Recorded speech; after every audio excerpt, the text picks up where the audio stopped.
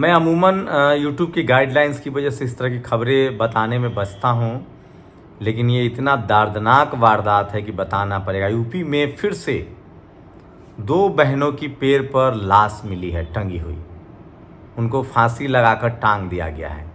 ठीक इसी तरह की वारदात अखिलेश यादव के सरकार में हुई थी। पता नहीं मीडिया इसको दिखाएगा कि नहीं। दूसरी बड़ी खबर है, बीएसपी की आज बड़ी बैठक हो रही है और वहाँ फिर से बीएसपी सुप्रीमो मायावती को राष्ट्रीय अध्यक्ष चुन लिया गया है।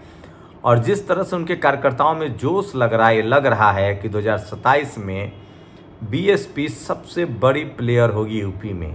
कॉन्फिडेंट हैं, पार्टी के कार्यकर्ता एकजुट हो रहे हैं और हाल के दिनों में बीएसपी ने जिस तरह की सक्रियता दिखाई है उसका असर दिख रहा है। और तीसरी बड़ी खबर बता रहा हूँ, रूबिका लियाकत। अगर सबसे बदतमीज अगर कोई एंकर माना जाएगा तो रूबिका लियाकत, लेकिन वो बदतमीजी उनकी निजी उनका कैरेक्टर हो सकता है, लेकिन सबसे बड़ी बात है वो एससी एसटी ओबीसी किसान अल्पसंख्यक की विरोधी हैं। आरक्षण की उनको 2 रुपए की समझ नहीं है। सोचिए, रूबिका लियाकत को न तो कॉन्स्टिट्यूशन की समझ है न रिजर्वेशन की समझ है, और जो प्रवक्ता जाते हैं पता नहीं वो जवाब क्यों नहीं। कम से कम प्रियंका भारती तो फिर भी ठीक ठाक जवाब देती हैं। समाजवादी पार्टी के प्रवक्ताओं का तो कुछ नहीं हो सकता। ये लोग टीवी पर दिखने के लिए रूबिका लियाकत के पैर में गिरे रहते हैं। नमस्कार, मैं शंभू कुमार सिंह और आप देख रहे हैं नेशनल दस्तक। आज की सबसे बड़ी खबर है, बीएसपी सुप्रीमो मायावती ने आज लखनऊ में एक बड़ी बैठक की थी और उनकी जो बैठक हुई है वो बड़ी बैठक थी। और उस बैठक में देश भर से उनके कार्यकर्ता जो हैं वो जमा हुए हैं। एग्जीक्यूटिव की मीटिंग थी, उनके कार्यकर्ताओं की बैठक थी और उस बैठक में फिर से बीएसपी सुप्रीमो मायावती जी को अध्यक्ष चुन लिया गया है। और इस बैठक की खास बात है कि एक जो पावर दिख रहा है, जो उनके कार्यकर्ताओं में उत्साह दिख रहा है, खासकर हाल के दिनों में जिस तरह से बीएसपी ने वापसी की है, सबसे बुरे दौर से गुजर रही बीएसपी में जिस तरह से मायावती जी ने एक बार फिर से जान फूंका है। 21 अगस्त को उनके आह्वान पर जिस तरह से भारत बंद का सफल आयोजन हुआ और अब उन्होंने साफ साफ एससी एसटी ओबीसी के रिजर्वेशन को लेकर, संवैधानिक हकों को लेकर स्टैंड किया है। साफ है कि वो पार्टी में फिर से जान फूंक रही हैं और 2027 के चुनाव में इसका असर दिखेगा।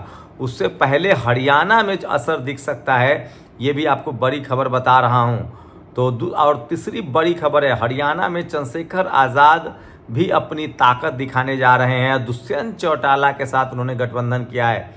तो जाट समाज की 2 पार्टियां जो हैं, इनलोद के साथ बीएसपी का गठबंधन है, दुष्यंत चौटाला के साथ आज़ाद समाज पार्टी ने गठबंधन किया है। दुष्यंत चौटाला को अच्छा परफॉर्म हुआ था, लेकिन बाद में वो बीजेपी में चले गए थे, जिसके बाद से उनसे लोग नाराज़ हैं, उनके कोर वोटर नाराज़ हैं।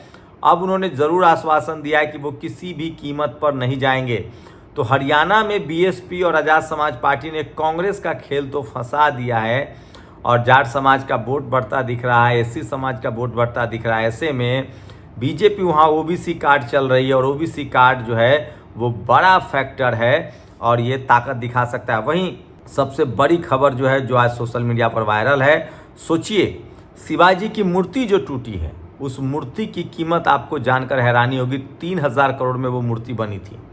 उसके बाद भी वो मूर्ति कैसे टूट गई, ये सबसे बड़ी खबर है। उस पर 2 FIR भी हुआ है। तो भ्रष्टाचार किस तरह से है, और सोचिए यही बिहार में टूटता या कोई गैर कांग्रेस गैर बीजेपी सरकारों में टूटता तो क्या होता। दिलीप मंडल ने राहुल गांधी से कुछ सवाल उठाए हैं कि 60 साल तक आपने राज किया देश में, नवोदय में रिजर्वेशन क्यों नहीं हुआ, सैनिक स्कूल में रिजर्वेशन क्यों नहीं हुआ, केंद्रीय विद्यालय में रिजर्वेशन क्यों नहीं हुआ, 27 ओबीसी मंत्री क्यों नहीं बनाए गए, नीट पीजी में रिजर्वेशन क्यों नहीं हुआ। दिलीप मंडल यही नहीं रुकते, वो राहुल गांधी से पूछते हैं कि आपकी अभी 3 राज्यों में सरकार है, हिमाचल में सरकार है, कर्नाटक में सरकार है और तेलंगाना में सरकार है, आप जाति जनगणना वहाँ कराते क्यों नहीं हैं, आपके ट्रस्ट में एससी एसटी ओबीसी क्यों नहीं है, और पार्टी वेणुगोपाल और जयराम रमेश चला रहे हैं। ये बात तो खैर खड़गे साहब ने भी संसद में कहा था, जिस तरह से हर बार जयराम रमेश खड़े हो जाते हैं। तो दिलीप मंडल लगातार बीजेपी के साथ बैटिंग कर रहे हैं और कांग्रेस के जो पुराने पाप हैं उन सबको सामने से ला रहे हैं। ये अच्छी बात है कि अब तमाम पॉलिटिकल पार्टी कोई भी हो, लेकिन राजनीति अब एससी एसटी ओबीसी के आसपास ही होगी। शर्त इतनी है कि एससी एसटी ओबीसी के लोग सरेंडर न करें और अपने संवैधानिक अधिकारों को लेकर लिखते रहें। मैं फिर कह रहा हूँ, कांग्रेस ने 60 साल तक राज किया, इन मुद्दों पर डिस्कस नहीं किया है अब वो जब विपक्ष में है तो कर रही है, लेकिन सवाल है कि जिन राज्यों में उसकी सत्ता है वहाँ क्यों नहीं करती है।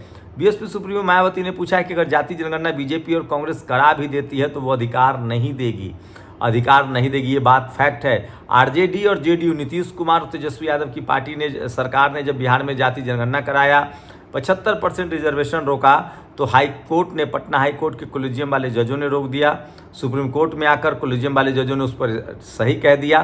तो मैं बार बार कह रहा हूँ, हाई कोर्ट, सुप्रीम कोर्ट वो दो अभेद किला है, और मीडिया जहाँ SC ST OBC का डाइवर्सिटी नहीं है, रिजर्वेशन नहीं है, इसलिए मैं कोलिजियम से बने जजों को ही कोलिजियम जज कहता हूँ।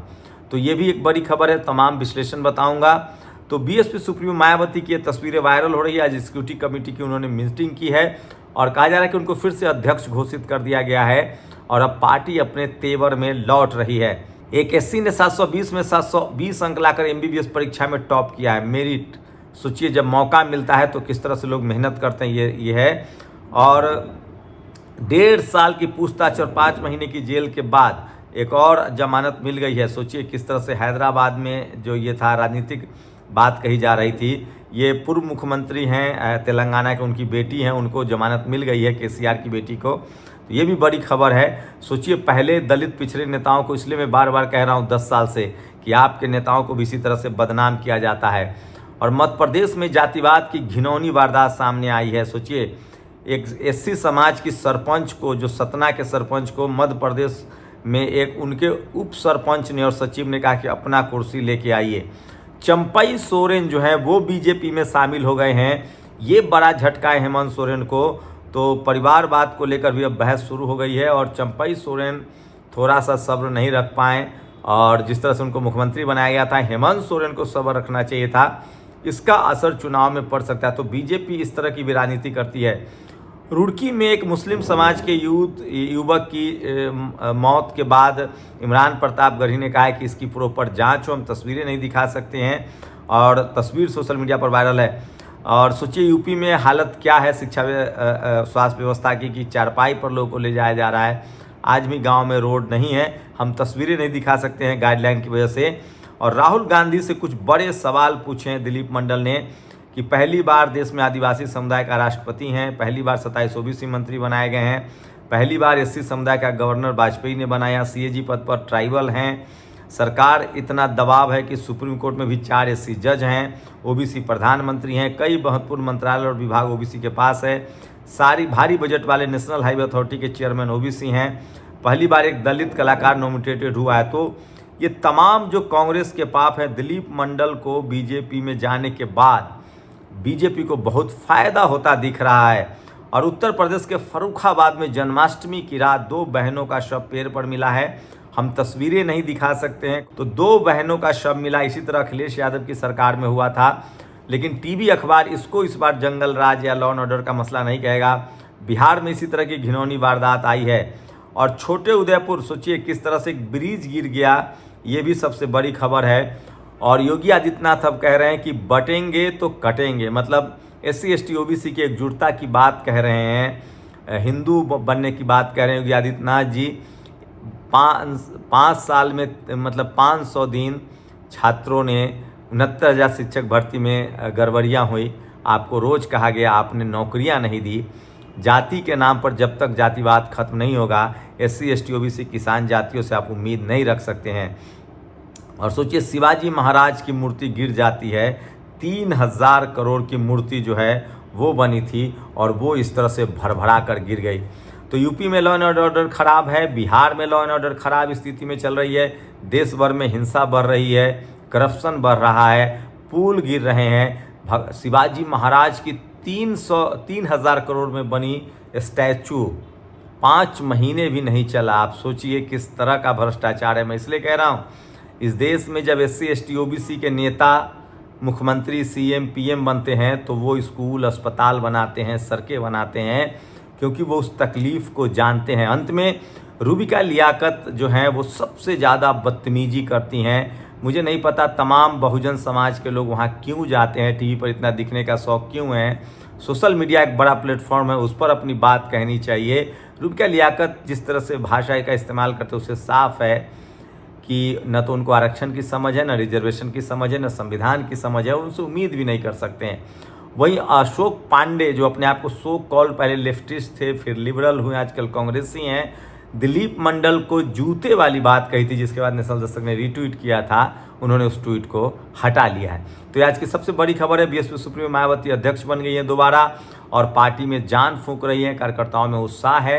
यूपी में 2 बहनों का शव मिला है फर्रुखाबाद में, जिससे कोहराम मचा हुआ है। देखते हैं टीवी अखबार में इस पर कितनी चर्चा होगी। और 3000 करोड़ में बनी शिवाजी महाराज की स्टैचू गिर गई और सोचिए इस पर कोई हंगामा नहीं है। शुक्रिया। नेशनल दस्तक की आपसे गुजारिश है कि अगर इसको बचाना चाहते हैं तो नेशनल दस्तक को सब्सक्राइब करने के लिए रेड कलर के सब्सक्राइब बटन को दबाएं, फिर बेल आइकन की घंटी दबाएं। नेशनल दस्तक को बचाने के लिए बहुत जरूरी है कि हर खबर को शेयर करें, लाइक करें, कमेंट जरूर करें।